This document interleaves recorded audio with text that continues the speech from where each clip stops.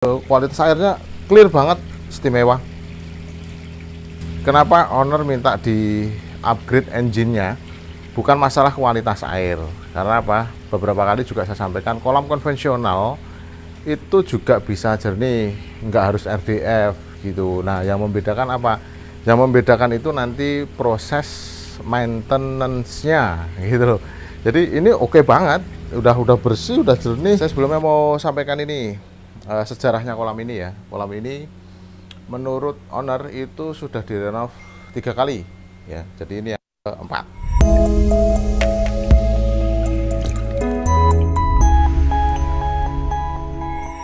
Dia apa? Lagi tinggal ke tetangga. Apa sih? Orang di dalam kan. Oh, nggak ada. Satu kan. Halo, selamat malam pemirsa. Waduh. Wah, hari ini kita di Solo nih bersama para strongman nih. Kita siap mau renov kolam ini. Jadi mau upgrade engine. Ini. Tadi malam kan kita di Semarang tuh sampai jam 3 pagi.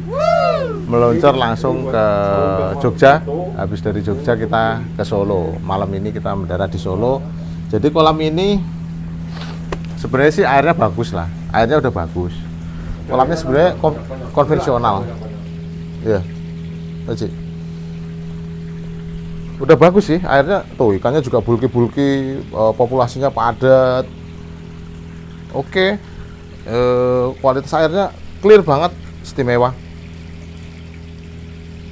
Terus jadi sebelumnya konvensional. Jadi gini, kenapa owner minta di upgrade engine-nya? Bukan masalah kualitas air, karena apa? Beberapa kali juga saya sampaikan, kolam konvensional itu juga bisa jernih, nggak harus RDF gitu. Nah, yang membedakan apa? Yang membedakan itu nanti proses maintenance-nya gitu loh. Jadi ini oke banget, udah bersih, udah jernih, ikan juga pada sehat, nggak pernah ada yang sakit, tapi tetap minta di-upgrade pakai RDF karena apa? Maintenance-nya tadi. Sebenarnya owner udah pulang barusan, tadi beliau cerita kolam ini ya, kalau chamber yang sekarang ini kan pakai brush. Chamber 2 apa ya sini Ndra Moyo? AC mat lah, filter mat lah. Ini mekanisnya ada 2, sini biologi semua. Itu ada mesin aerator, suaranya bising banget. Nah, dengung karena pakai yang AC/DC. Beliau itu setiap seminggu sekali bersihkan kolam ini gitu ya, dan merasa kerepotan. Kalau sampai 2 minggu nggak dikuras, ini udah kotorannya, ampun, termasuk kolamnya juga. Jadi bukan berarti kolam konvensional nggak bisa jernih, tetap bagus juga, tapi proses maintenance-nya yang berbeda. Terus ketahuan kan, nih kalau chambernya suka dibersihin tuh kayak gini nih. Ini glowing nih, ini bersih nih, ya. Nah biasanya kalau chamber RDF pasti jorok karena apa? Nggak pernah dibuka, gitu ya. Ya sini kelihatan nih, sini nggak pernah dibersihin. Aduh, cepet lagi. Nih kan. Kalau yang nggak pernah dibuka kayak gini nih, jorok. Tuh, sana jorok juga karena nggak pernah dibuka. Yang rutin dibersihin sama beliau itu chamber mekanis, chamber 1 sama 2. Terus kolam ini pakai dripping juga. Nanti udah sih tadi drippingnya tak shoot tuh di sana, outputnya drippingnya di sini. Jadi dripping itu kalau saya bikin istilah itu ada 2 macam, by order atau dripping tumpah gitu. Kalau by order itu, jadi misalnya ada air yang keluar, baru pelampungnya nyalain air. Kalau ini drippingnya sistemnya tumpah, jadi airnya ngocor terus sampai overflownya buang. Itu dripping tumpah. Sudah coba kita hitung juga tadi pakai sistem ngisi botol aqua, terus kita menitin itu sekitar 29 something lah, hampir 30 detik, itu 300 mili. Jadi kalau nggak saya salah hitung, per jam itu 36 liter air untuk dripping. Kalikan 24 ton sih. 36 kali 24 berapa itu? Oh, 864, hampir 1 ton sehari. 864 liter air untuk dripping konvensionalnya ini.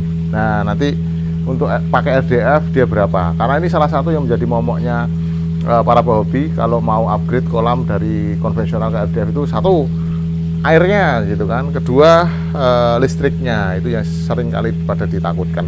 Jadi nanti kita compare aja konvensional dengan kualitas air yang bisa terjaga seperti ini, tapi dengan catatan ini ikan sudah dipuasakan 4 hari karena memang malam ini kita mau pindah ikannya ke vet di dalam. Nanti setelah pakai RDF berapa drippingnya. Pemindahan ikannya udah selesai, udah clean, besok pagi tinggal diajar. Oke, saya sebelumnya mau sampaikan ini sejarahnya kolam ini ya. Kolam ini menurut owner itu sudah direnov 3 kali ya, jadi ini yang keempat.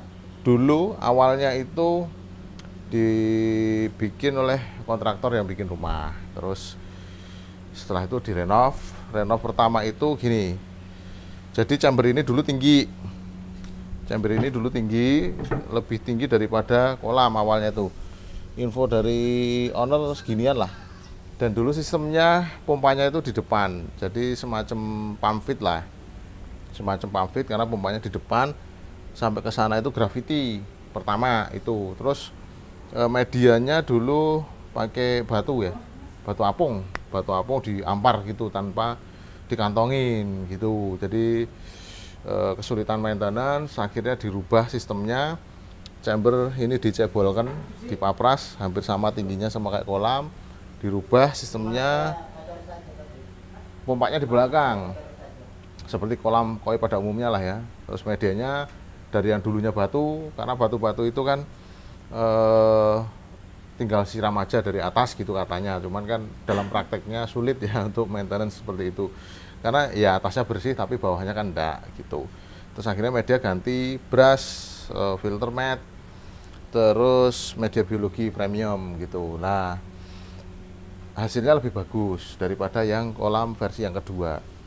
Terus owner juga sudah upgrade nih panel-panel, perkabelan juga di upgrade sama beliau sendiri, sehingga kabelnya udah dibikin satu-satu. Jadi dulu kabelnya itu hanya satu, terus dikasih terminal gitu loh. Kalau saya sering nyebut bercanda sama anak-anak itu kabel colokan magic jar gitu ya, dipakai untuk kolam. Jadi ini kabel sekarang udah bagus lah. Kabelnya standar untuk outdoor juga, mungkin Supreme ya ini kalau nggak salah ya. Udah sendiri-sendiri, kelistrikannya juga sudah canggih. Nah sekarang upgrade lagi pakai RDF, dan nanti ini praktis chamber ini akan kita rombak total. Kolam nggak dirombak karena memang dari hitungan WD juga udah mencukupi. Ini 4N2 plus 2N1 itu berarti flow-nya 33.000 liter air per jam. Jadi RDF-nya nanti pakai KC30 yang new model, terus tambah 1 jalur untuk pipa arus, karena ini kebetulan pipanya hanya 1 ke waterfall 3N. Pompanya pakai yang model leher angsa gitu loh, jadi yang katanya low watt. Tapi kalau kelihatan ya, tadi kalau kita lihat di waterfall itu, ini kan waterfall lebar bersihnya cuma 70.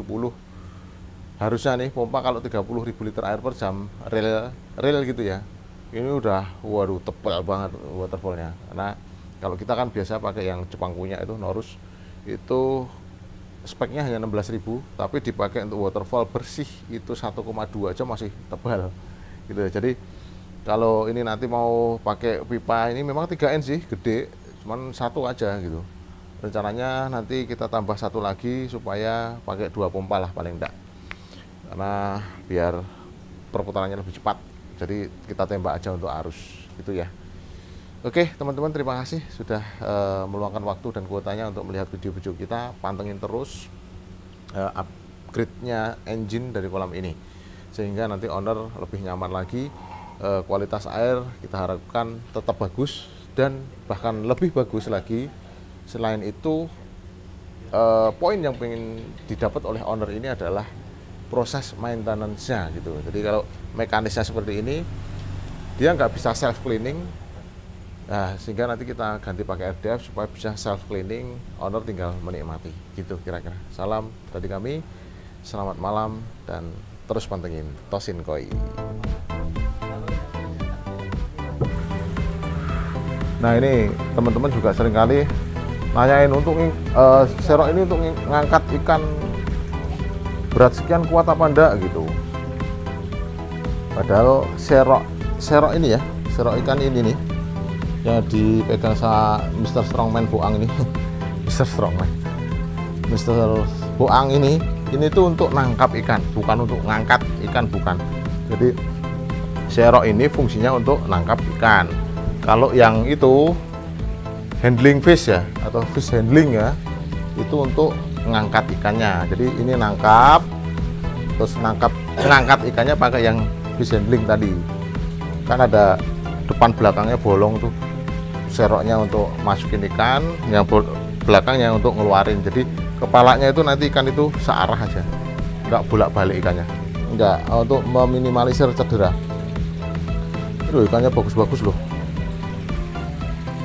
polosannya bulky-bulky.